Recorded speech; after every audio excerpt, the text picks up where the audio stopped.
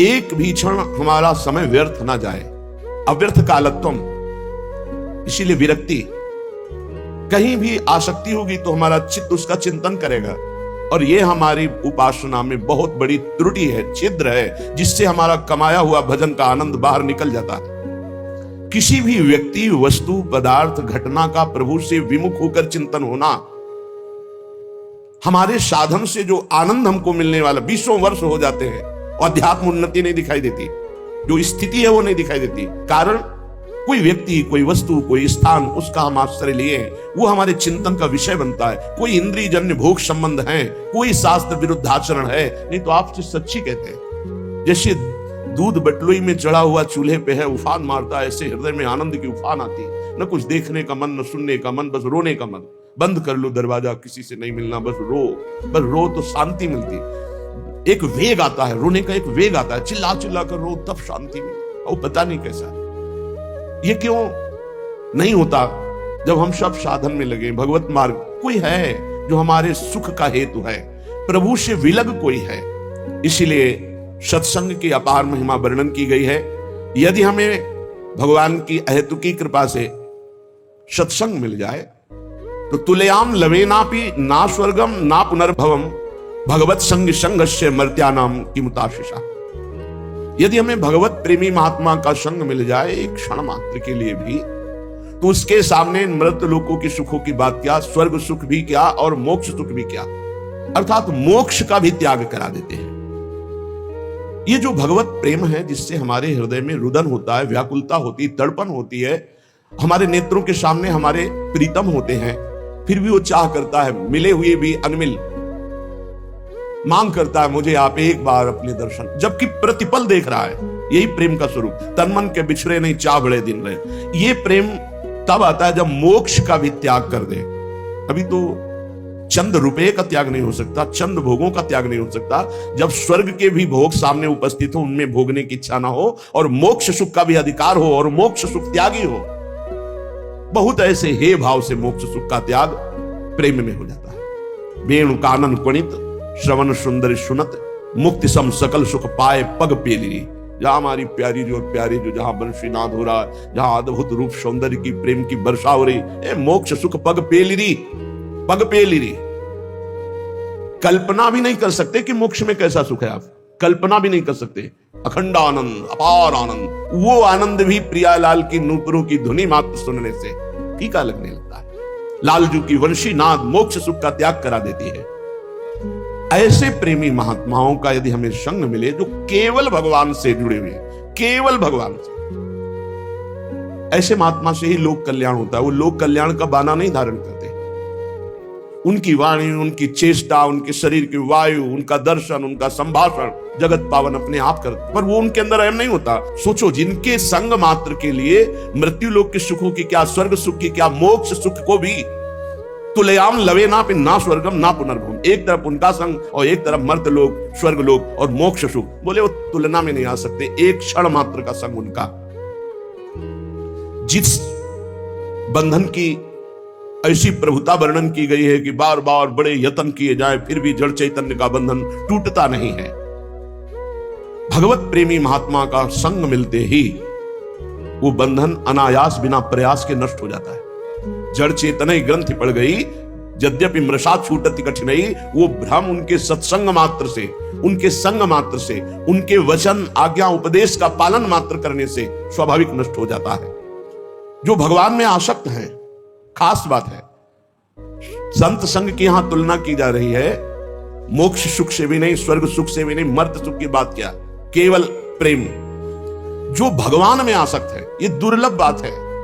उठते बैठते चलते फिरते खाते पीते सोते जागते, जब कथयंत च माम नित्यम दुष्यंति च रमंति च, ये शब्द किस संत के संग से प्रेम प्रकट होता है? जो रात दिन केवल भगवान में आसक्त है, कोई व्यवहार छू भी नहीं गया, व्यवहार भी उनका गाढ़ परमार्थ है। प्रियालाल के सिवा कोई मतलब नहीं, प्रियालाल के सिवा कोई मतलब नहीं। जो भगवान में आसक्त है, ये आसक्ति बहुत बड़ी बात है। देह में आसक्त हो जाना, भोगों में आसक्त हो जाना, पदमान प्रतिष्ठा रुपया पैसा, ये सब भगवान में आसक्त हो जाना, तभी उनके सामने मोक्ष सुख भी लघु हो गया। अगर उनका संग मिले तो मोक्ष सुख भी लघु हो गया। ऐसे संत जब भगवान की कृपा से मिलते हैं, जिनमें किंचन मात्र कहीं लोक परलोक की सुख की गंध नहीं, एकमात्र भगवान में आसक्त, ये बाहर से नहीं पहचाना जा सकता। प्रभाव तो जरूर होगा। जैसे जिस घर में दीपक जलता हो तो चाहे जितना छुपाया जाए, बाहर से पता चल जाएगा कि इस घर में अंधेरा नहीं है, प्रकाश है। ऐसे ही जिसके हृदय रूपी भवन में भगवान प्रकाशित हो गए, चाहे जितना वो प्रच्छन्न वेश धारण करना, अपने आप पता चल जाता है कुछ है आकर्षण, कुछ दिव्यता है, भागवतिकता है। इनके समीप बैठने से शांति मिलती है, इनकी बात सुनने से हृदय में आकर्षण होता है, इनको देखने से ऐसा लगता है देखा पहली बार है, पर ऐसा लगता है इनको मैं देखता रहा हूं, ये मेरे हैं, ये अपने हैं। ऐसे कुछ बाहरी लक्षण प्रकट होने लगते हैं। जो ऐसे संतों का संग मिल जाए और उनसे हमारा प्रेम हो जाए, प्रेम होना बहुत कठिन बात है। गुरु मान लेना, थोड़ी देर प्रणाम नमस्कार, भेंट पूजा, ये सब माया का खेल है। किसी कुछ प्रेम होना, आसक्ति हो जाना, उनके वचन पे चलना, वो हमारे दिमाग में बैठ गए हैं, वो हमसे कभी दूर ही नहीं है, हमारे मानस पटल पर छाए हुए। गुरुदेव ऐसा थोड़ी कि हम दर्शन करने जा रहे हैं तो ही दर्शन हो रहे हैं, नहीं तो दर्शन नहीं, उनके सिवा कोई दर्शन ही नहीं। सच से मानिए, उनके सिवा कोई दर्शन ही नहीं है। सावा दर्शन तो सिर्फ गुरुदेव का। जहां से दर्शन होना वहीं वो बैठ गए, तो किसका दर्शन हो? गोपीजन कहती पता नहीं क्या हो गया, मेरी पुत्री में श्याम सुंदर बैठ गए, या श्याम सुंदर ही पुत्री बन गए हैं, या कुछ ऐसा हो गया है कि श्याम बेल ही बो गई है, मुझे श्याम सुंदर के सिवा कुछ दिखाई नहीं देता, जित देखूं तित श्याममयी। तो अपुनर्भव सुख का त्यागी जो होता है वही प्रेम नहीं होता है, मोक्ष सुख का त्यागी। पहले मोक्ष सुख मिले तब तो न त्यागी हो। अब 100 रुपया जेब में नहीं हो कहा जाए अरबों रुपए का त्यागी है, नहीं, त्यागी तब कहा जाएगा जब अरब रुपया उसके पास हो और उसका त्याग कर दिया हो, तब कहा जाएगा अरबों का त्याग। पहले जीवन मुक्त अवस्था तो आए, फिर उस सुख का त्याग करके जो श्यामा श्याम के अनुराग में, वो मोक्ष सुख त्यागी। भगवत प्रेमी के लव मात्र के संग की इतनी महिमा वर्णन की गई, जहां मोक्ष भी समानता नहीं कर सकता। ये बिल्कुल सत्य है, ऐसी महिमा है भगवत प्रेमी की, जो श्री कृष्ण प्रेम में मतवाला है। एक बार पद्म पुराण पाताल खंड में एक कथा आती है कि एक जंगल में एक सरोवर के समीप महान तेजोमयी अग्नि स्वरूपा जाज्वल्यमान एक देवी तपस्या कर रही है। भगवान की प्राप्ति करने का सबको अधिकार है, सबको। पुरुष नपुंसक नारी वा जीव चराचर कोय, सर्व भाव भज कपट तज मोह परम प्रीशु। कोई हो चराचर जगत में, सब भगवान के, भगवान की प्राप्ति का सबको अधिकार है। प्रेम इतनी दुर्लभ वस्तु है कि वो महान तपस्विनी अग्नि के समान देदीप्यमान तपस्या कर रही थी, तो बहुत से ब्रह्म ऋषि उधर भ्रमण करते हुए गए तो देखा कि आज तक ऐसी तेजस्विनी तपस्वी का दर्शन नहीं। ये कौन है तपस्विनी?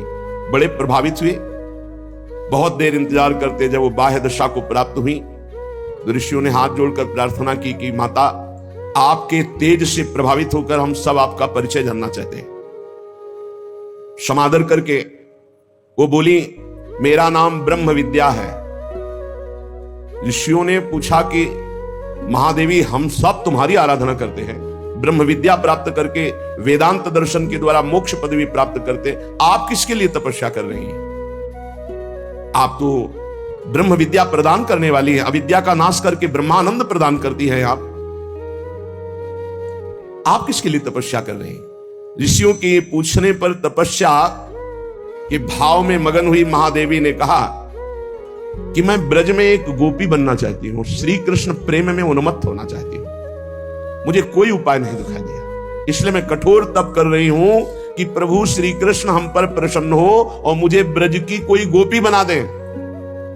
मैं ब्रज गोपी बनने के लिए भारी तपस्या कर रही हूं। मैं भगवान के प्रेम की प्राप्ति करना चाहती हूं। मेरे मन में प्रबल इच्छा उत्पन्न हुई है और उसको पूर्ण करने में सिर्फ श्री कृष्ण समर्थ है, दूसरा कोई नहीं। इसलिए प्रेम की प्राप्ति के लिए मैं ब्रह्म विद्या तप कर रही हूं। ऋषियों को बड़ा आश्चर्य हुआ। कि जिस ब्रह्म विद्या की आराधना बड़े कठोर तप से करके ऋषि मुनि प्राप्त करके मोक्ष पदवी प्राप्त, वो मोक्ष प्रदायिनी ब्रह्म विद्या स्वयं प्रेम प्राप्ति के लिए श्री कृष्ण की आराधना कर रहे हैं। जिस प्रेम के लिए नारद जी को गोपी बनना पड़ा, अर्जुन जी को अर्जुनी बनना पड़ा, भगवान शिव को भी गोपीश्वर बनना पड़ा। उसी देश में आप बैठे हैं, ये ब्रजभूमि में श्री धाम वृंदावन। देखो अपने ऊपर, अगर अपने कहें कि अपनी कौन सी तपस्या की, तो गलत ही किया है, अच्छा तो किया नहीं। तपस्या आदि की तो बात जाने दो, हमारी गलती पे प्रिया जी रिझ के हमें दे दिया ब्रजवास, वृंदावन धामवास। देखो जहां ऐसे ऐसे तप महान महान ऋषि किए। तो हमारे ऊपर जो प्रभु की कृपा हुई है उसको हम स्वीकार करें कि अपार कृपा लाडली लाल की हमारे ऊपर, रसिकों का संग दिया, वृंदावन धाम दिया। कितनी दुर्लभ बात है। भगवान अर्जुन जी से सब ज्ञान प्रेम जितनी उचित बात, गोपियों का प्रेम प्रकाशित नहीं। जब गोपियों की बात तो भगवान प्रायः मौन धारण कर लेते हैं। बहुत कृपा की तो उद्धव जी को भेज दिया, जाओ वृंदावन जाओ, गोपियों से वार्ता करो, तब तुम जान पाओगे। प्रेमियों का मिलना मतलब मेरा अंतिम जन्म है। प्रेमियों का मिलना मतलब हमारे ऊपर प्रभु की सीधे दृष्टि है। जब द्रवहि दीन दयालु राघव तो साधु संगति पाई। भगवान अपने प्रेमियों के संग से पहले साधक को त्रिगुणातीत बनाते हैं, फिर अब ये काम स्वयं करते हैं, योग माया का पर्दा हटाना। ये किसी संत से नहीं होता, ध्यान रखना। अगर संत से ये होता तो भाई जी के भावावेश में सब 25 लोग निज जन चरण पकड़े और कहा, भाई जी मुझे श्यामा श्याम के दर्शन करा दो। उसी भावावेश में कहा, हमारी पहुंच यहीं तक, आगे का काम श्री कृष्ण का है। सच्ची मानी अगर मेरे हाथ में बात होती तो मैं पूरे विश्व को श्री कृष्ण का दर्शन करा देता। ये बात समझ लेना। संत महात्मा जितने भी सृष्टि के हैं, ये सब आपको त्रिगुणातीत करेंगे और इनकी कृपा के बिना त्रिगुणातीत हुआ नहीं जा सकता। लेकिन योग माया का पर्दा स्वयं प्रभु हटाते हैं, स्वयं प्रभु। भगवान अपि तारात्रि शरदोत्फुल्ल मल्लिका वीक्षणन्तु मनश्शक्ते योग माया मुपाश्रिता। अनावृत योग माया का पर्दा स्वयं भगवान करते हैं। इसीलिए सब संत जन आखिरी बात भगवान पर डाल देते हैं कि अब भगवान कृपा करें तो तुम्हें साक्षात्कार। बोले जैसे ये संत श्री जी के दर्शन करा सकते हैं, पक्का। कैसे? बात करके प्रभु से, श्री जी से बात करके। श्री जी ही हटाएंगी वो योग माया का पर्दा, लालजू ही हटाएंगे योग माया, वो किसी के हाथ में नहीं है। इसीलिए सब विवश हैं। नहीं तो सच्ची मानिए, अनंत माताओं से बढ़कर संतों के हृदय में प्यार होता है। तुम्हें साधन का श्रम ही ना उठाना पड़े, वो सीधे तुम शरणागत हुए, सीधे तुम्हें भगवत साक्षात्कार करा दे, उनके हृदय की बात। पर वो तुम्हें पहले गुणातीत करेंगे। सतोगुण, रजोगुण, तमोगुण, ये 3 माया के गुण हैं। इन्हीं से आवृत स्थूल सूक्ष्म कारण शरीर है, इसी का नाश करेंगे अपने साधन से।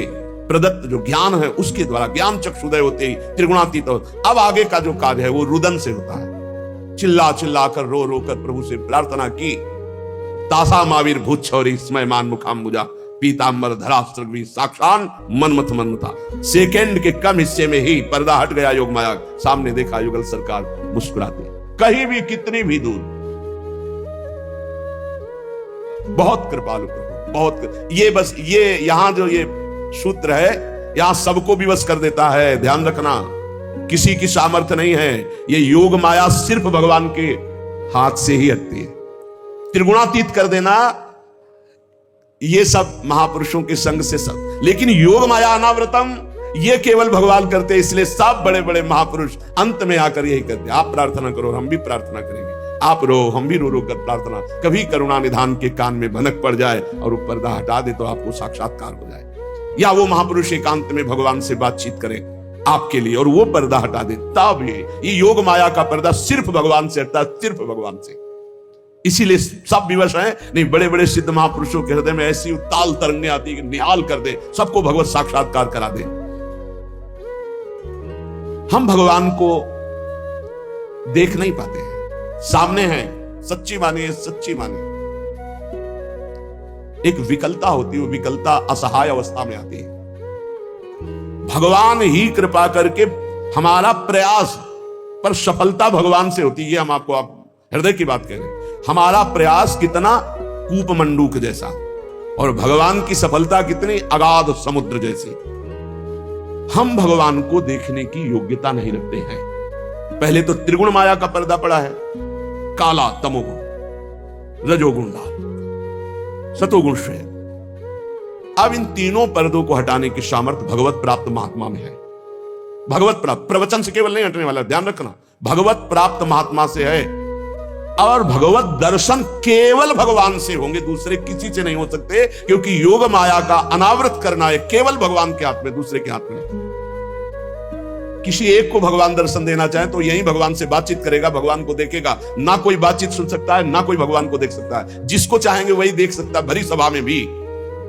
और भगवान चाहे तो सबको दर्शन अभी दर्शन दे दे। उनके लिए कुछ घट जाएगा क्या, कुछ खर्चा हो जाएगा क्या उनका?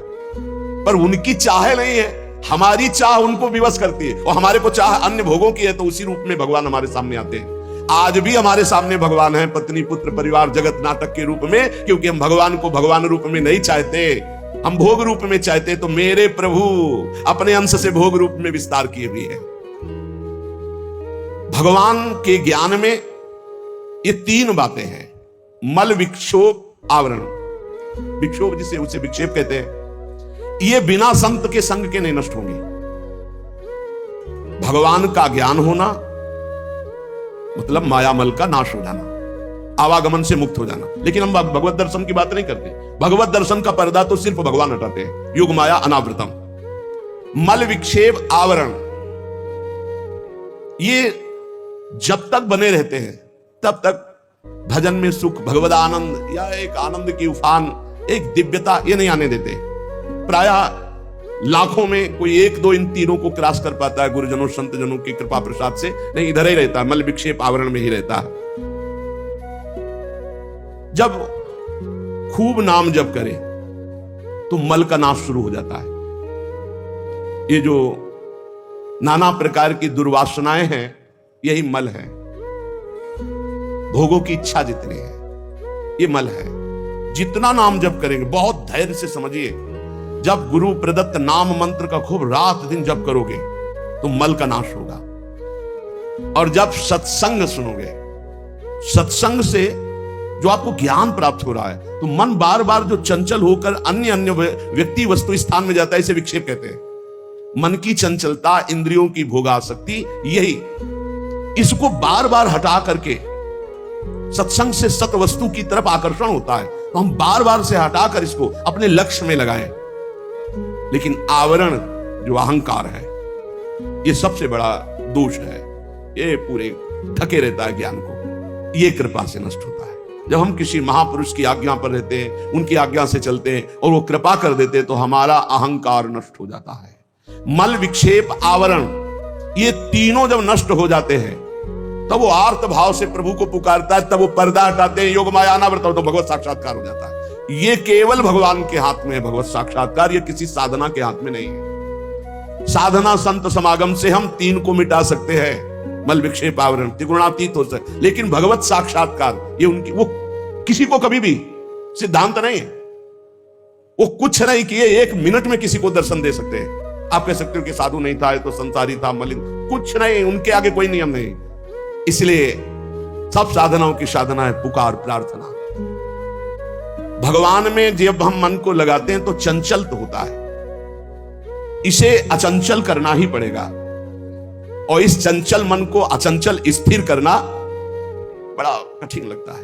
लेकिन साधु समागम मिल जाए तो रोज उत्साह बढ़ता है। हमने देखा है, घोर विषयी पुरुष को एक दिन देखा कि उसके हृदय से उद्गार आ रहे कि मैं ठीक होना चाहता हूं, अब मैं कभी विषयों का सेवन नहीं करना चाहता, मैं कसम खा करके विषयों को छोड़ना चाहता हूं, आप मेरा सहयोग कीजिए। हम लोग मन की पीएचडी किए हैं, मन की एक एक सूक्ष्म धाराओं को देखना, मन की एक एक सूक्ष्म गति को पकड़ना, उसको तोड़ना, प्रभु से जोड़ना, ये भगवान के प्रदत्त पढ़ाई होती है। ऐसी स्थिति 50 वर्ष साधना करने पर जो स्थिति नहीं होती, वो हमने साधारण जीवन जीने वालों में वो स्थिति देखी कि ऐसी ऊंचाई पर चढ़ रहे, कहो कृपाते कहा ना होई। इस संग का प्रभाव, सत्संग का प्रभाव कितनी ऊंचाई पर ले जाता है। चंचल, हम नहीं मान रहे कि वो एकाग्रचित होकर समाधि में है, लेकिन जिन विषयों के लिए समाधिस्थ होने वाले साधक भी डरने से प्रेरित होते, ऐसा आकर्षण क्यों डरते हैं, वो प्रेरित होते हैं, उनको डरना होना पड़ता है। और वो निडर होकर के विषयों का त्याग करने का संकल्प, ये बहुत बड़ी बात है। सारी मंजिल हाथ में आ गई। जिसके हृदय में पैदा हो गया ये संकल्प कि मर चाहे जाऊं, अब भोग नहीं भोगूंगा संसार के, बस जीत गया। अब क्या है, अब तो आगे क्रम बाई क्रम पास होता चला जाएगा। बस यही सबसे बड़ी फिसलन होती है। सबसे ज्यादा मेहनत होती ककारा मात्रा सिखाने वाले को, खास होती ककारा मात्रा। खास सत्संग इस बात में जोर का होता है, दुर्गंध युक्त, मलिन वासना युक्त हृदय को, बहुत सड़न है हृदय में, गंदगी भरी, उसको भगवान की तरफ मोड़ना। अब मुड़ गया तो फिर अब कोई बात नहीं, अब तो आगे एक से एक दिव्यता आती चली जाएगी। चंचल मन को अचंचल केवल संत संग से किया जा सकता है। यदि ये मन ठीक ना हो तो ये भगवत प्राप्ति नहीं होने देता। बहुत जरूरी है सत्संग, बहुत जरूरी है। यदि हमें सत्संग मिल जाए, जीवन में सबसे बड़ा लाभ संत मिलन, संत संग, संत सेवन, और सबसे बड़ी हानि असंत मिलन, असंत संग, असंत सेवन, कुसंग। असंत दर्शन बड़े पाप से होता है और संत दर्शन पुण्य पुंज बिन मिले न संता। मानो सारे पुण्य जीवन के हमारे फलीभूत हो गए, हमें संत संग मिल गया। संत संग कौन है और असंत संग किसे कहते हैं? बड़ी, जैसे संत संग की महिमा ऐसे असंत संग की भी महिमा है। एक बात समझ लो, जिसके संग से प्रभु की याद आ जाए, विषय भोगों के प्रति अरुचि हो जाए, अपने में कमी दिखने लगे, वो संत संग। जिसके संग से भगवान का विस्मरण हो जाए, भोग अच्छे लगने लगे, अपने में अहंकार जागृत हो जाए, वो असंत संग। संत वो जिसके दर्शन संभाषण से हृदय में भगवान के प्रति लगन लगने लगे। असंत वो जिसके संभाषण संग से भोगों की प्रबल इच्छा जागृत हो जाए। जिसका मन जिसके संग से गंदी बातों में जाने लगे, भोगों में जाने लगे, रुपया पैसा शरीर राग, वो असंत संग है, कोई भी हो, किसी भेष में हो। जिसके संग से संसार फीका लगने लगे, अपने में दोष दर्शन होने लगे, अपने में कल्याण की छटपटाहट होने लगे, वो संत संग किसी भेष में हो। संतों के हृदय में भगवान बेपरद होकर वास करते हैं। जहां भगवान बसते हैं वहीं सारे सद्गुण बसते हैं। ऐसे संतों की संगति मिल जाए तो सहज में बंधन मोक्ष में बदल जाता है, और अगर कुसंग मिल जाए तो मोक्ष प्राप्ति के नजदीक से वो आपको बंधन में डाल दे। बहुत विचित्र है कुसंग, बहुत विचित्र है। इसलिए अग्नि का स्पर्श जैसे आपकी ठंडी को दूर कर देगा और अंधकार को, ऐसे संत का संग जन्म मरण की कपकपी को, भय को नष्ट कर देगा और समस्त वासनाओं को। यह संत संग का पक्का फल है। अगर ऐसा नहीं तो या तो आप बहुत ही मनमानी कर रहे हैं या फिर सत्संग ही नहीं है, संत संग ही नहीं है। पाप की राशि को भस्म कर देता है संत समागम। किसी भी प्रकार से यदि वास्तविक संत का मिलन हो जाए तो निश्चित उद्धार हो जाए। हम देखते हैं कि संत मिलन भी हो गया और हमारा कल्याण नहीं हुआ, हमारा दोष नहीं नष्ट हुआ, तो इसका मतलब है कि अभी हम उनकी आज्ञा पर नहीं हैं। जो आज्ञा कर रहे हैं उनका हम पालन नहीं कर रहे। आज्ञा पालन का मतलब है उनका स्पर्श हो जाना। तो स्पर्श में अगर थोड़ी भी अंतराय बनी रही तो पारस लोहे को सोना नहीं बना पाता। एक दिन एक सेवक ने संत से कहा कि मुझे बहुत धन की लालसा है। उनका मैं स्नान करके आता हूं, कुटिया में पारसमणि रखी, फिर दे दूंगा, आप अपने घर में लोहे में छुआ लेना तो सब सोना बन जाएगा, बड़े धनी हो जाओगे। वो स्नान करने के लिए गए नदी में, उसको बेचैनी हुई, पूरी कुटिया में ढूंढ डाला, कहां है पारसमणि। अब छोटी कुटिया पूरा ढूंढ डाला, कहीं नहीं मिली पारसमणि। संत जी आए, उनका भगवान इस कुटिया में पारसमणि कहां आपने छुपा रखी? छुपा के रखी? वो सामने रखी, लोहे की डिबिया में रखी, ला उठा के। उनका भगवान ये पारस कैसे हो सकती है? जब लोहे की डिबिया कोई सोना नहीं बना पाई तो ये आप हमको क्यों बहलावे में डाल रहे हैं कि हम पारसमणि दे देंगे, आप लोहे में स्पर्श कराकर सोना बना लेंगे। तो उनका रुक जाओ, खुला और रुई का बीच में भेद है, पर्दा है। बोले देखिए लोहे की डिबिया और बीच में रुई और ऊपर पारसमणि, इसलिए सोना नहीं, जो हटा करके सीधे स्पर्श कराया वो सोना बन गया। जब तक हम मनमानी अहंकार से प्रेरित होकर आचरण करेंगे तो संत संग होने पर भी स्पर्श प्राप्त नहीं हुआ, नहीं तो लोहा स्वर्ण बन जाता है पारस के स्पर्श से। और संत आप उसरिस चाहे सबकी ना, वो अपने समान बना देते हैं। संत मिले लाभ नहीं हुआ, इसका मतलब है आपने सत्संग को धारण नहीं किया, आज्ञा पालन नहीं की, मनमानी आचरण किए। लेकिन फिर भी तुम्हें निराश नहीं